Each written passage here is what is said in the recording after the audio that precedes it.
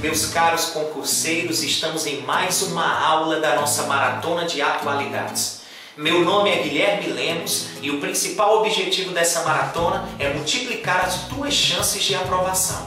Hoje eu gostaria de trabalhar com vocês uma lei, a chamada Lei da Palmada, que está gerando uma polêmica enorme, não só em âmbito nacional, como repercussão inclusive internacional em relação a esse projeto de lei. Antes de mais nada, eu gostaria de mostrar para vocês de que forma a nossa aula está organizada. Num primeiro momento, eu vou definir o projeto de lei, a Lei da Palmada. Vou te mostrar, num segundo momento, outras denominações que a lei recebe.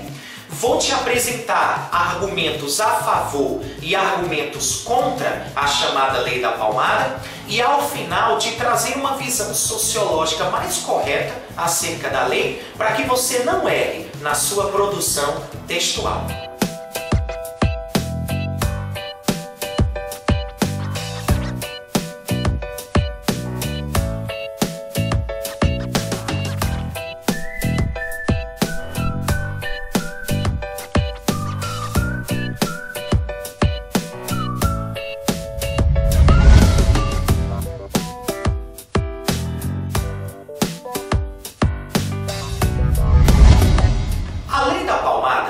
Projeto de Lei número 7672 de 2010. Esse projeto de lei visa ampliar os direitos das crianças e dos adolescentes, pois inclui no Estatuto da Criança e do Adolescente um trecho que visa impedir essa agressão, constituída como agressão física, chamada de palmada. Antes de mais nada, eu gostaria de te explicar a expressão. Lei da Palmada, na realidade, foi uma expressão criada pela mídia. A imprensa, em geral, batizou o projeto de Lei da Palmada.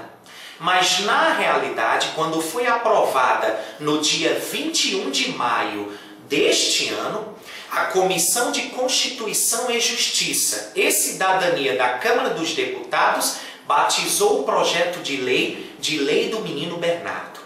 Exatamente, vocês devem se lembrar do menino Bernardo Boldrini, que lá no Rio Grande do Sul foi supostamente agredido pelos pais e veio a falecer pós agressões cometidas pelo seu pai. Mas na realidade, o que seria essa Lei do Menino Bernardo ou Lei da Palmada? Antes de mais nada, a lei traz várias ambiguidades, né? Por incrível que pareça, não existe no projeto de lei a palavra palmada. E é interessante falar para você sobre uma lei que visa ampliar os direitos de crianças e adolescentes, mas que recebe como nome, como alcunha, a história de uma criança que foi brutalmente assassinada. Entretanto, vale a pena nós termos uma ideia do que seria esse projeto de lei. A ideia é o seguinte, pessoal. Como eu comentei, o projeto de lei número 7672 de 2010 visa incluir no Estatuto da Criança e do Adolescente, que foi criado em 1990, sob a Lei 8069, um trecho. Que trecho seria esse? Ora, a partir de agora fica estabelecido que os menores de 18 anos têm o direito de serem educados e cuidados sem o uso de castigo físico ou tratamento cruel e ou degradante. O que significa dizer que os pais que agredirem fisicamente seus filhos serão encaminhados para programas de tratamento e orientação psicológico ou psiquiátrico, mais a advertência. Entretanto, essa advertência não fica bem especificado no projeto de lei de que forma se daria, ok? Antes de mais nada, eu gostaria de mostrar para vocês algumas estatísticas envolvendo a questão das violações aos direitos humanos de crianças e adolescentes. Olha só, no primeiro semestre de 2013, nós tivemos mais de 56.266 denúncias no Disque 100 de violações aos direitos humanos de crianças e adolescentes. No mesmo semestre, só que deste ano, no primeiro semestre de 2014, esse número saltou para 68.800 denúncias. O que significa dizer que, a partir da criação do Disque 100, nós tivemos um crescimento da ordem de 22% no número de denúncias de violações aos direitos humanos de crianças e adolescentes. O que significa dizer que há um crescimento desse tipo de violação. E nós temos até um retrato dessa vítima. Geralmente a criança tem uma faixa etária aí de 8 a 14 anos, do sexo feminino, uma menina, são meninas, e ainda a maioria negras. As principais violações em ordem de importância seria a negligência, seguida da violência psicológica, terceiro, violência física e, por último, a violência sexual.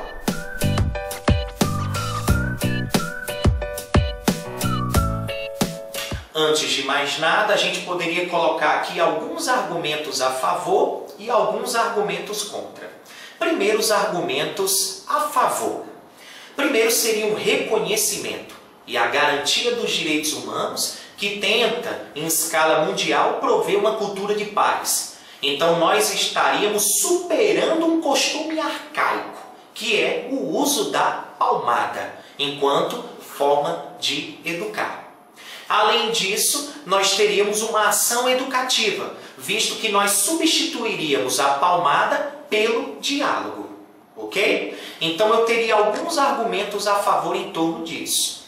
Antes de mais nada, antes de colocar os argumentos contra, eu gostaria de colocar uma visão sociológica que eu acho importante, para que numa produção textual você não erre. Eu poderia muito bem dizer no meu discurso que minha mãe, ela se utilizava de palmadas, de alguns recursos até utilizando-se de força para me educar. Em nenhum momento, eu achei que o uso por parte da minha mãe era errado, era contra a lei, muito pelo contrário. Minha mãe, eu pelo menos interpretava como ela queria o meu melhor. Então, quando eu não aprendi através do diálogo, tudo, ela utilizava como último recurso a palmada. Mas, nem por isso, eu deixei, pelo menos, de ter uma formação de caráter, uma formação educacional, que eu julguei muito importante, muito salutar para o meu aprendizado constante hoje, enquanto homem, e homem de bem. Mas eu gostaria de colocar para vocês uma visão sociológica que se faz interessante. Hoje todos sabem que nós temos diferentes instituições sociais. O que são as instituições sociais? Ora, são organizações instituídas pela sociedade que visam preservar ou fomentar os valores, ou seja, o processo de socialização do indivíduo através da educação. Então eu tenho como instituições sociais o Estado, a escola, a igreja e a família. Essas, pelo menos aqui elencadas, são as principais instituições sociais. Se você observar, o Estado, a escola e a igreja se utilizaram durante muito tempo de castigos físicos, a prática de tortura, de autoflagelo na educação a bendita palmatória, como instrumentos para serem utilizados na forma de educar. Por incrível que pareça, eu acho que vocês já devem ter observado que essas instituições sociais pararam de se utilizar desses instrumentos, vistos que foram abolidos como forma de educação, como forma, como instrumentos de serem utilizados no fomento à educação. No caso específico, a família era a única instituição social que ainda fazia uso desse tipo de artifício, a palmada. Então, na realidade, o que nós temos, na visão de quem é a favor, é um progresso social, visto que agora não é mais a família que tem a restrição de se utilizar esse recurso. Agora, todas as instituições sociais buscariam o diálogo como forma de educação.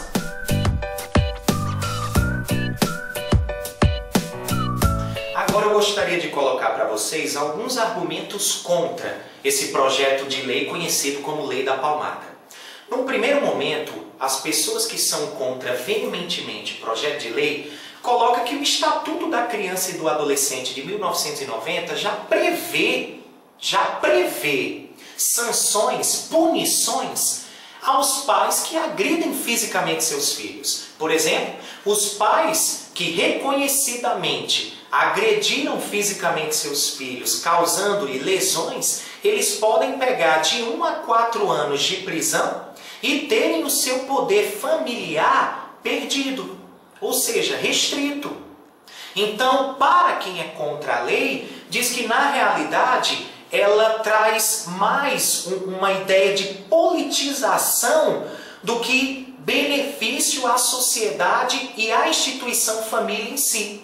Por exemplo, nós temos um argumento contra que seria muito válido, que é a ideia de que o Estado está interferindo através dessa lei de assuntos privativos à família. De que o Estado está interferindo em assuntos relacionados somente à família, ok? Outro ponto que se coloca é que a lei ela visa até um pouco de generalização.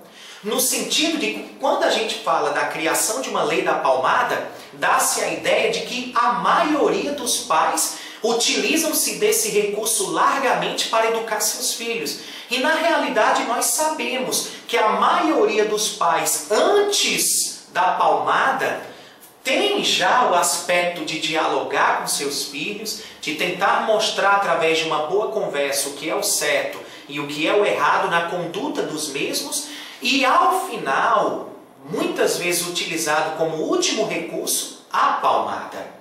Além disso, um outro argumento contra a lei se estabelece também em torno de uma aceitação cultural do castigo físico. Acho que no processo histórico já há uma aceitação cultural. Nós já temos, pelo menos quando eu mesmo coloquei enquanto experiência de vida, essa ideia de que a palmada ela nunca foi vista como um castigo físico, como um espancamento, não. Na realidade, todos sabem, pelo menos alguns psicólogos colocam, que a palmada também educa. Então fica esse ponto polêmico. Quem é a favor diz que a palmada condiciona. Quem é contra a lei diz que a palmada deve ser utilizada como último recurso porque educa. Entretanto, fica todos esses questionamentos gerando aí uma grande polêmica. Polêmica também porque a principal defensora da lei da palmada é a ex-apresentadora Xuxa Meneghel, que inclusive foi à Comissão de Constituição e Justiça da Câmara dos Deputados, óbvio, não pôde fazer qualquer tipo de discurso, opinar, porque na Constituição somente os deputados poderiam falar. E nós tivemos, inclusive, com o pastor Eurico, do PSB de Pernambuco, uma situação que chamou a atenção de toda a sociedade. Houve confusão hoje na Comissão de Constituição e Justiça da Câmara durante a reunião que discutiu o projeto da Lei da Palmada. Deputados contrários obstruíram a votação da redação final da proposta, que já foi aprovada em 2012. O deputado pastor Eurico, do PSB de Pernambuco, criticou a presença da apresentadora Xuxa Meneghel, que era convidada da comissão. Me desculpa se está aqui, com todo respeito à pessoa, ao ser humano, mas a conhecida rainha dos baixinhos, que no ano de 82 provocou a maior violência das crianças.